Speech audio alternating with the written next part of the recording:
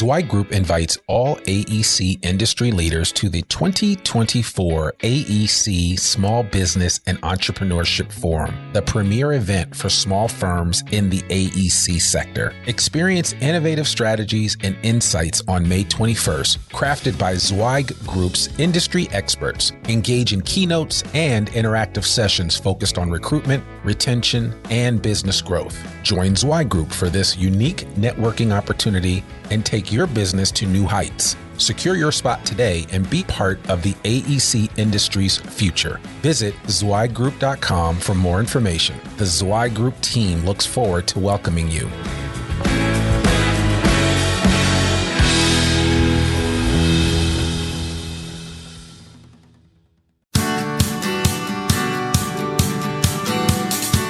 Welcome to the Zweig Letter Podcast, putting architectural, engineering, planning, and environmental consulting experts straight talk in your ear. These podcasts deliver great interviews with industry leaders and Zweig Group's 3 decades of invaluable research, leadership, management, marketing, client, and HR advice directly to you, free of charge. The Zweig Letter Podcasts let you develop personally and professionally, wherever you are.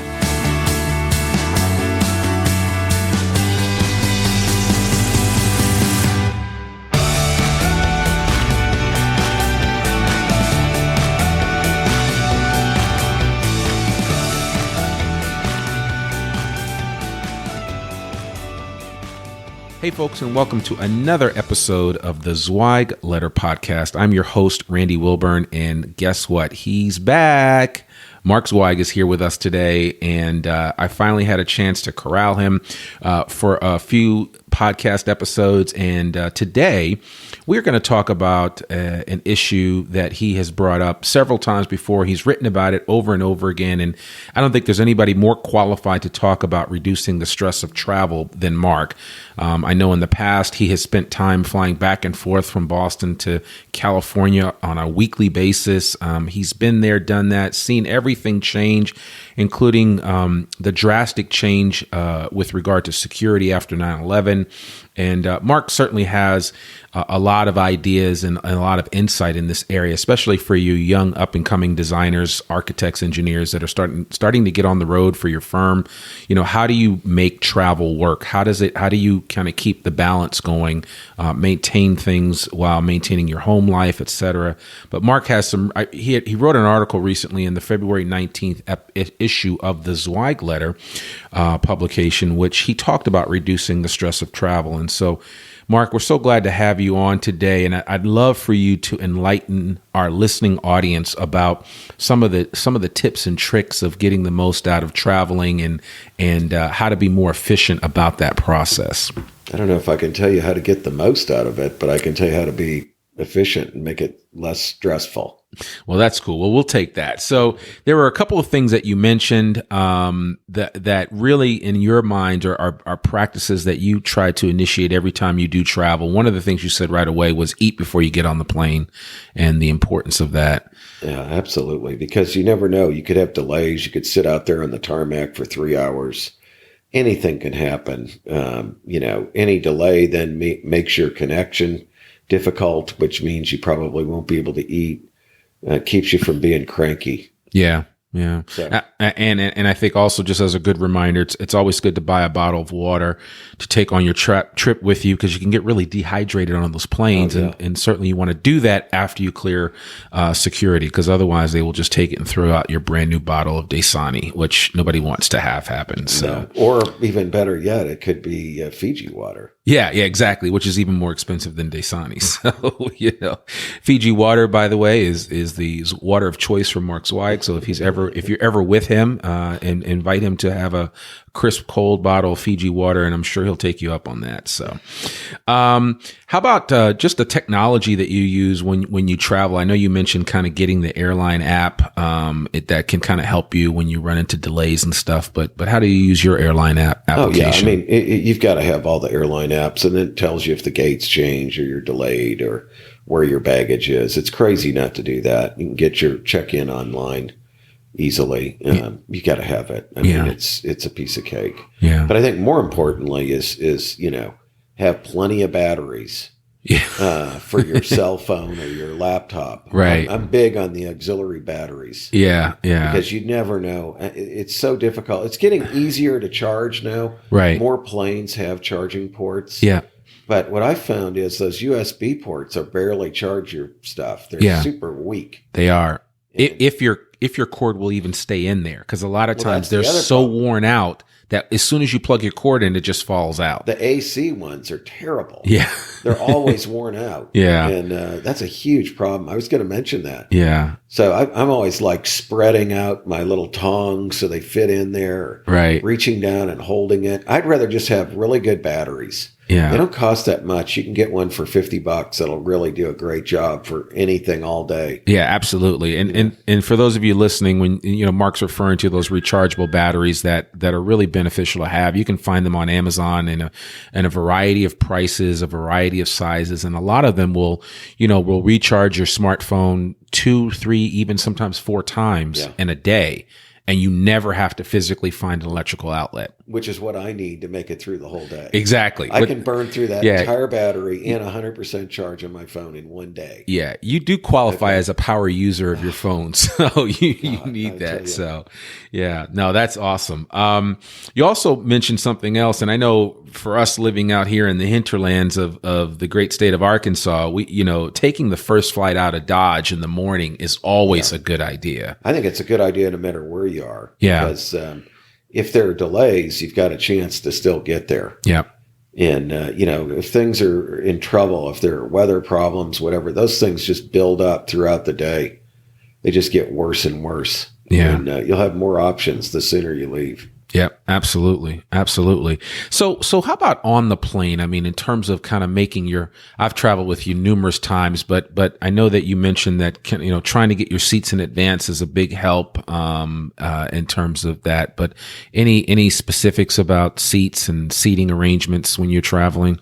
I mean, I like to sit in the aisle so I can get up and go to the bathroom if I need to. Right. Or if I have somebody next to me who weighs 2 or 3 times what the average person does, I can get some which happens quite a bit. It does happen. I can get some fresh air by leaning into the aisle. It's just, I feel trapped if I'm not in that aisle seat. I also like the emergency exit rows, though. Yeah. If you can get more that, leg room. I call that poor man's first class. Exactly. And that's always my favorite. I don't know why anyone wants a bulkhead seat.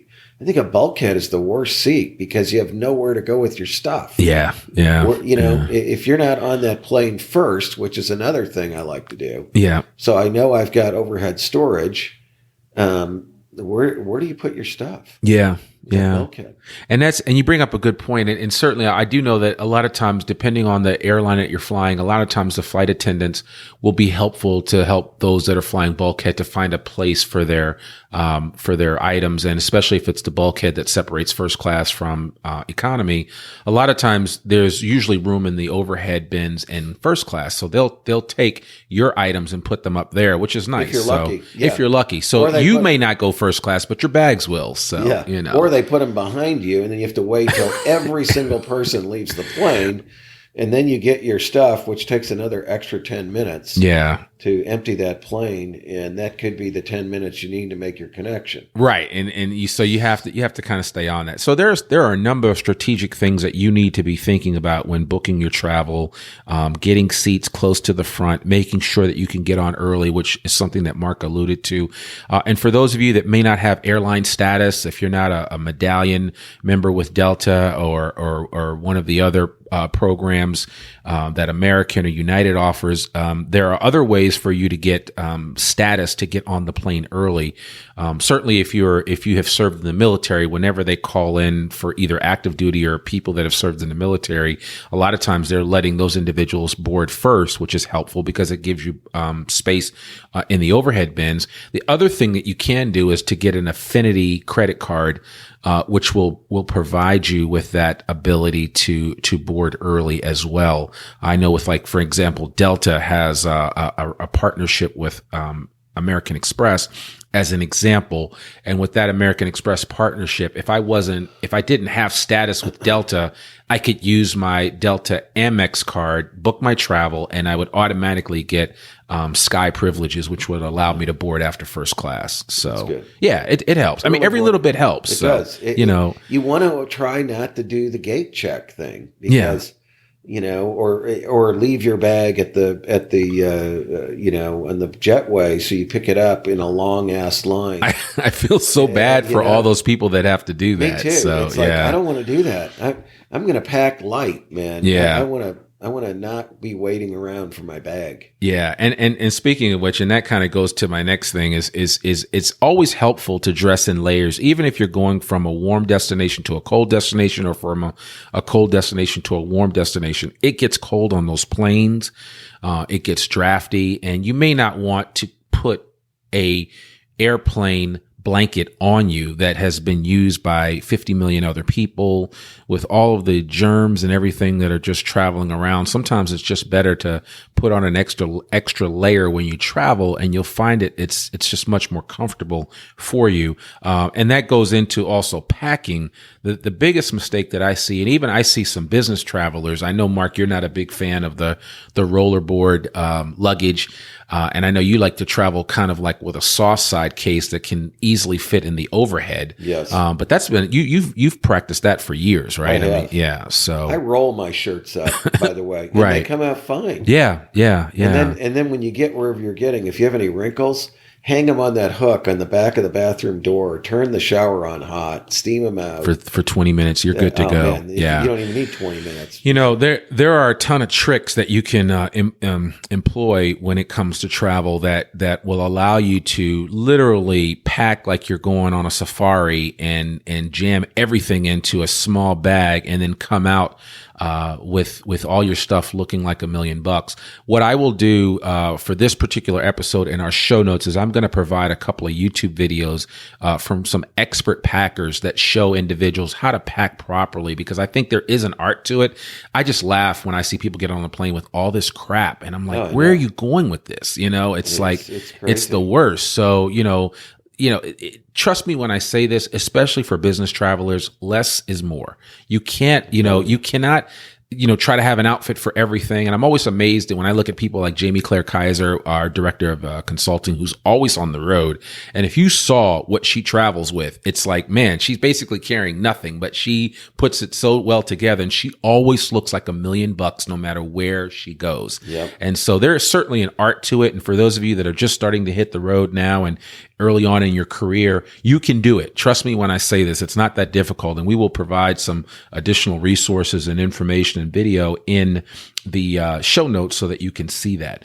Another thing that you mentioned, Mark, and I know that I think you've recently done this, but you should get TSA pre-status if you don't already have it. Oh yeah, absolutely. Yeah. And for those of you that don't know what TSA pre-status means, it just means that you no longer have to take off your belt or your shoes or anything else and be patted down or anything like that when it comes to going through security. Now, they still do random checks just to go ahead and kind of upset the apple cart and make sure that people aren't so used to going through freely through security. But I rarely, if ever, have a problem with TSA pre. And I actually went one step further, and I got what's called clear, which is like TSA pre on steroids. It's TSA pre coupled with the fact that I can like walk anywhere, and all I have to do is biometrically give my fingertip to the little kiosk, and they take me right up to the front, and I go right through security, and there's no issues whatsoever. That's awesome, man. Yeah, and now Clear, and I'll put a link on there. Clear is available now in about 30 airports across the country, some of the busiest airports. And I don't know about you, but if you've ever been in LA on a Friday afternoon and going through the security line, there's easily a couple hundred people on the line. You could miss your flight. Yeah. So, it allows me, having TSA pre, first of all, allows you to not have to feel like you've got to rush to the airport so early because you're worried about the lines. That's not an issue. Between having that between possibly having some type of preferred status with the airline that allows you to board early, you don't have to worry about a lot of those issues that come up for the normal traveler. And for those of you listening that have to get on the road and go see clients, this will just make your life so much easier. You also mentioned something else, which is actually kind of important. You said carry all your prescriptions and other drugs you need with you on the plane. Yeah. Well, obviously, you don't want to lose your bag if you checked it. Right. And some people still do check their luggage. They do. Yeah. I mean, sometimes you have to. You got so much stuff. Right. You're going to give a seminar or something. You got books that you have to check or whatever. It's possible you'll be checking, but don't leave your prescriptions there. I keep my toiletry bag packed permanently. Yeah. I never have. I've got everything in there: prescriptions, Advil, Tylenol PM, Band-Aids, whatever you're going to need. Yeah. It's all there. Absolutely. And, that way, if, you don't have to gather your stuff up. I don't understand why people do that. Get 2 of everything, deodorant, whatever, just razors. Have it and be ready to go. Yeah. I did that a long time ago too. That's a great tip, is to basically, I actually have a personal DOP kit or a toiletry kit just for when I travel with family. And then I have one for business that I always make sure it's fully stocked and ready to go. I don't have to think about, do I have this stuff in it? It's already in there. Exactly. I just drop it in my bag and then I go. And it's very small too. Sure, that's the other thing. You don't need a lot, because there's some hints and tips there, especially if you don't have to carry the big can of shaving cream or anything like that. I mean, what a lot of people don't realize is that actually the conditioner that the hotel leaves in in your room for your hair actually works really well on shaving. I never bring shaving. I mean, there are some really cool little tips, and don't carry a straight edge razor on the plane. No, because that will get pulled quickly. They may not like that. So, I can see that. They're box cutters and straight edge razors. I mean, does anybody use a straight edge razor? I do. I shave with a straight edge razor. Lord. So I like to get a nice, smooth, clean scary, shave. Man. Yeah, it is. It's like a Ginsu knife. So good Lord. So you're like a Victorian era exactly. Just lather that thing up. Yeah. I love it. I love it. A leather shaving belt too. I have a little stone that I sharpen it with. But yes, I do that. Yeah, you have to be very careful. Trust me. If you don't have a steady hand, it's not something I would recommend. So I'm not going to be doing that. So I'll stick with the cheap Bic razors. Right. So last couple of things that you mentioned: get a noise canceling headphone. Oh man, that's the best thing in the world. Yeah. I tell you, twice I've had them. Yeah. I have a set now. I had a set before. My last wife took them from me. Oh man. Okay. She decided she liked him and I gave them to her. But, okay. But anyway, no, I got a set now. They're just fantastic. Yeah. Put you in another world. Right. And just all the noise goes away. It instantly reduces stress. Screaming babies, whatever it is, you can just put it aside. So. Oh, no. Yeah. I had once had some crazy old bleach blonde gal with hot pants on who was going to meet her boyfriend she met online in Las Vegas. Oh, Lord. And she wouldn't stop talking. And the moment I put those headphones on was like the sweetest moment of my life. Yeah. There's nothing like it. It doesn't matter what it is. I mean, that can help you out considerably. There are some really great noise canceling headphones out there. They're not that expensive anymore. No, the technology is good. I've actually always used Bose, and they work really well. And I carry a portable pair that I always have with me, and I just throw them on, and they're rechargeable. I'll put a link to those in the show notes. If you like those, check them out. And finally, when you get to your destination, I know you're a big fan of not having to rent a car wherever you're going. And there are times when it calls to have a car, but more often than not nowadays with Uber and Lyft, you have a car at your disposal all the time. It's so much more convenient. Yeah. I mean, I just get the apps and just call them. Yeah. They're so much better than the cabs. They've got GPS. You don't have to get any cash out. Right. They know where the hell they're going. Yeah. It's just, the cars are better. Yep. You don't get in that LTD that's got 680,000 miles and the rear or end's the Crown hauling. Vic. Yeah. And the AC's broken. I've had all that. Right. Get in the Lumina at George Bush in Houston. and you're going to whiz. fly to, and you got to drive 50 miles to, wherever you're going in Houston. And, Yeah. and the guy's got no AC. He doesn't tell you till you're leaving the airport property. It's not good. It's not good at all. So that's happened to me. Oh, I know. I know. Yeah. And you're somewhere where it's hot. So that's the issue. Uber is great. I love it. It's so convenient. And you know exactly where the car is, who it's going to be, how long it's going to be before they get there. Yeah. And see it all on your app. Just a piece of advice, especially for those of you that are renting with Uber and Lyft. Certainly, I want to recommend, especially if you're a woman, to double check their license plate numbers that they match on your app, as well as the car that's picking you up and the person. I've had situations as a guy where I've had somebody pick me up and that person's picture wasn't the person on there. And it turned out it was somebody working with somebody else as a partnership, but they picked me up, and you just want to be mindful of that. And I'm a guy, and so I feel like I can handle myself. But if you're traveling on the road as a woman, you want to be mindful of things like that. So make sure things match up. Make sure the individual's picture, and Uber and Lyft will show you the picture of the driver, and they'll also give you their license plate number. Make sure all that matches up so that you're not just getting in some random car of somebody that's pretending to be an Uber or Lyft driver. Safety first in everything that you do.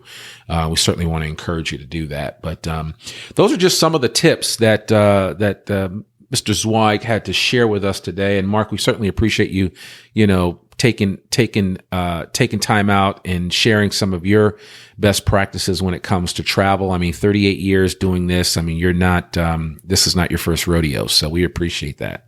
No, it's been a long time, man. So I always remind you of that, but that doesn't matter. It's all good. So, but anyway, we want to thank you for joining us today on this episode of the Zweig Letter podcast. And folks, I just want to remind you that the Zweig Letter newsletter, which has run continuously since 1992, is a great publication. Imagine 12 pages of high level content and information for the design industry, architect, engineer, environmental consultant, planner, landscape architect. No matter what role you serve in this industry, we have information for you. And so we highly encourage you to get a subscription to the Zweig Letter podcast. And best of all, we're giving it away for free. You can get a digital subscription to the Zweig Letter podcast by just going to www.zweiggroup.com and then clicking on the Zweig Letter icon at the top of the website page. There's a word there. It says Zweig Letter. Click on it, and just all you have to do is enter your email address. We don't need anything else.